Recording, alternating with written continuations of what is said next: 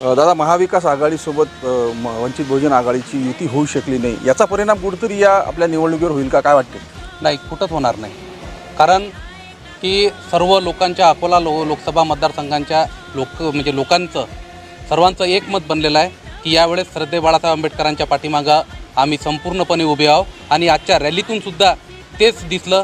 प्रत्येक समाजाचे, प्रत्येक गावातले लोक स्वतः स्वयंस्फूर्तीनं, स्वतःच्या वाहनानं, स्वतःच्या पैशानं इथं श्रद्धे बाळासाहेब आंबेडकरांच्या पाठीमागं त्यांना समर्थन देण्याकरिता, उमेदवारी अर्ज दाखल करण्याकरिता या ठिकाणी आले. त्यावरून सिद्ध होते की इथं युती हो किंवा नाही हो, तो विषय इथं आता राहिला नाही.